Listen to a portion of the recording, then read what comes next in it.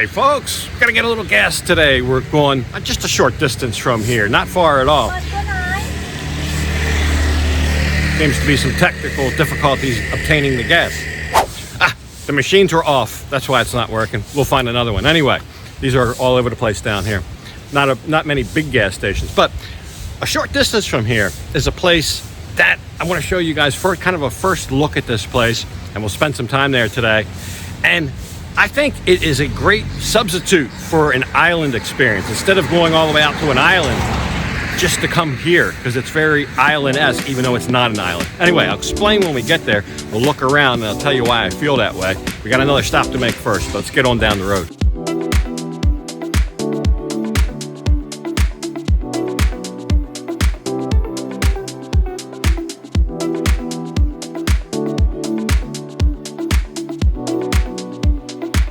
That's where we're going, right back there.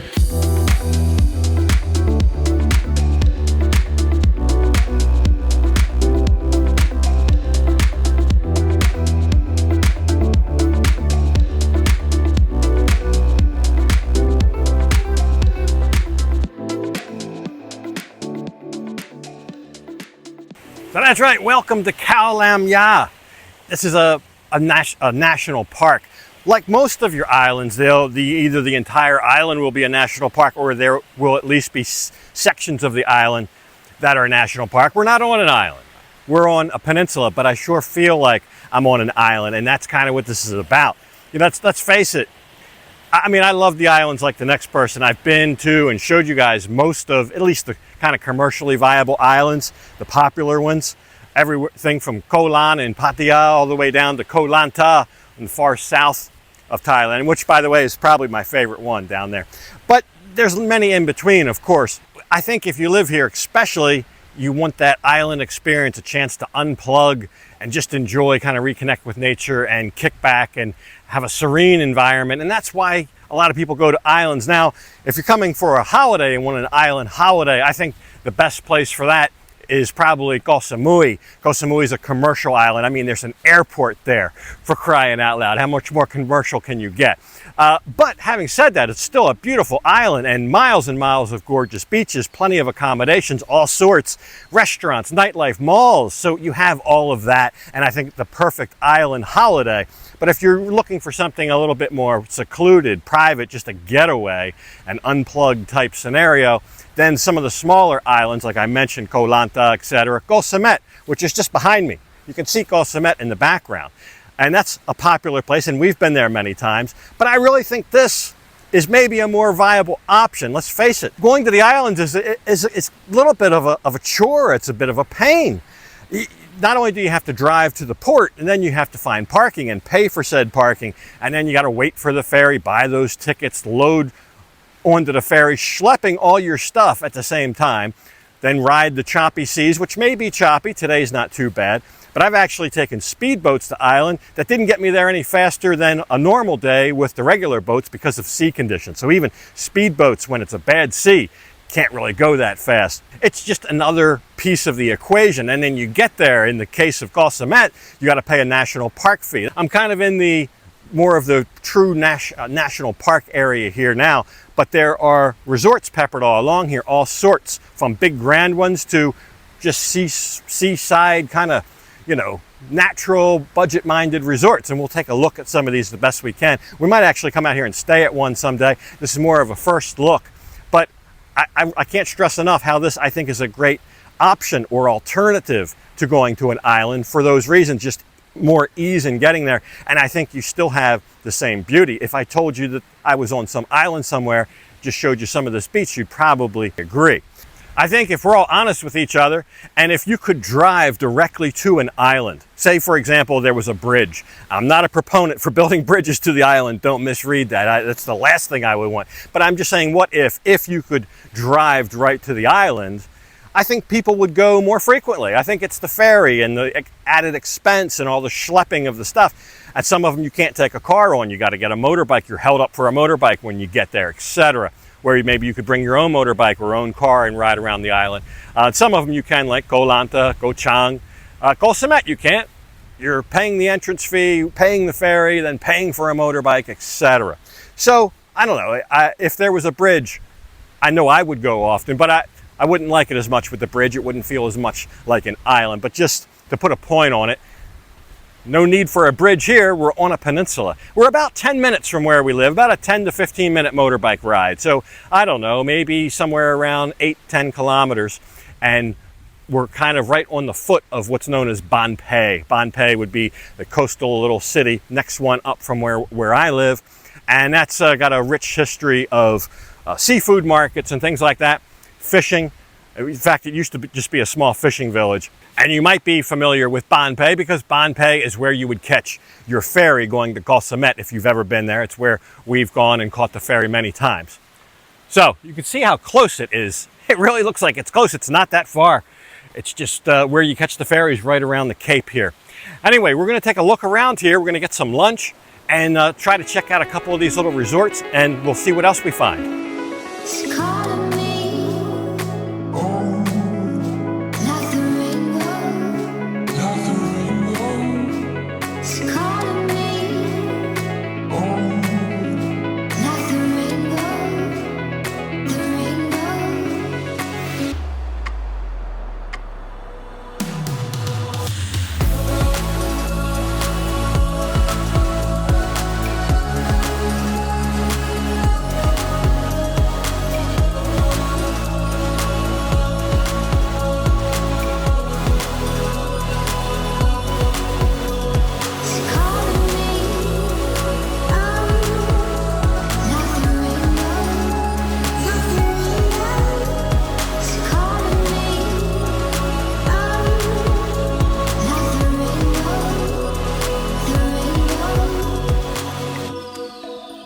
So by happenstance, the most convenient of the resorts was right where I filmed the last segment, so we started here. This is called Rayong Resort, and I think unarguably the most grand one here on the peninsula, probably also the most expensive one, about $100 a night.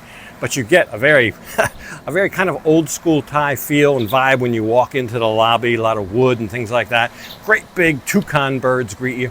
And it's during the week, so it's very quiet here. That's when I would recommend coming. And it's why we're here during the week. But weekends, more people, but I don't think overly so much so. But we found this place. We looked around the pool, very nice pool, couple little pools, a water sprinkling feature, all that, ping pong tables, all the stuff you'd expect at a resort, and several different dining options. The big one here is more for an evening meal or dinner time, which is called the Captain's Table. I definitely want to come there one night. But just for a little lunch, I don't think you could ask for a more serene, peaceful looking setting to eat lunch. And this is called the Seafront Cafe, aptly named. We'll get a little bit of lunch here, and then maybe we'll look around the rest of the peninsula a little bit. But I think while we're here, take a little quick look at the Rayong Resort here, a fine choice. And I got to tell you, one of the nicer, peaceful resorts I've been to, islands or not. But here again, it just has that island type vibe. Even everything leading up into here, even the east end of Marampung Beach going down, there's a couple little bars, restaurants, but it all looks rather ramshackle like you would find on islands. So for that reason, I think it just fits the bill. Why go through all that trouble to go to an island when you could just come here? So we ordered up some fairly traditional Thai fare. There's my Pad Kaprao Moo, and Lon will be enjoying a Pad Thai Gung. There you go. All very nice presentation, top-end cutlery and condiments, things like that you would expect at a resort, and we'll enjoy that here at this lovely seafront setting. So the lunch was good. Not the cheapest place in town. In fact, probably the most expensive. We probably could have eaten lunch at a lot of small places, little roadside places here all week for what we paid for this. Not everything's a 8-baht bowl of noodle soup. But regardless, there's a lot of very nice trails, nature trails, viewpoints, scenic viewpoints that you can walk to and explore while you're here. It's probably the number one thing to do, that and relax and enjoy the sea. But anyway, we'll try to look at some of that on our way back and then stop at some of the more small, really kind of chilled out, relaxed type places that you can stay that are on the other side of the peninsula.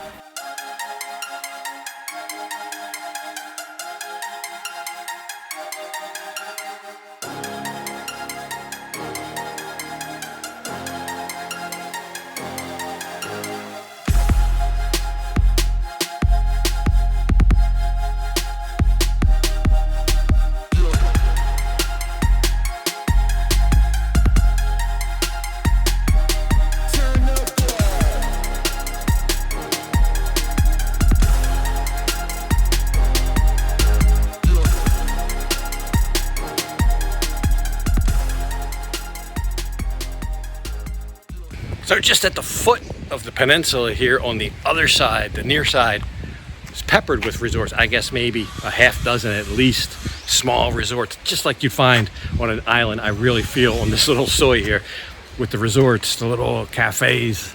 There's a nice bar restaurant here at the end of the beach. I just feel just like I would at an island. It just has that exact type of vibe, and many accommodations. One right here at the Lam Ya bar and restaurant, 1,000 baht for the night for a room, direct ocean front, right here by the bar and restaurant. So we'll sit down here, have a nice drink. We've already eaten, of course, but we will have a little bit of a refreshment and just enjoy a little afternoon out here at the beach. And here again, you might as well be on an island.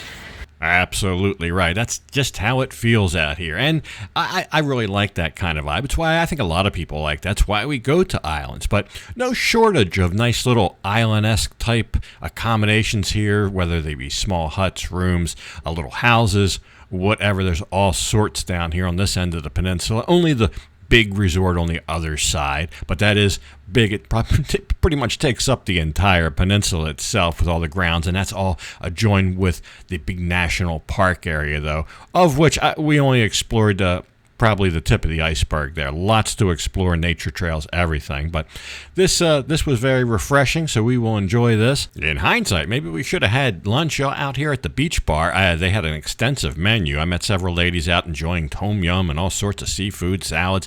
Anyway, maybe we'll come there for dinner one night in the evening, late afternoon, evening. I think that would be great.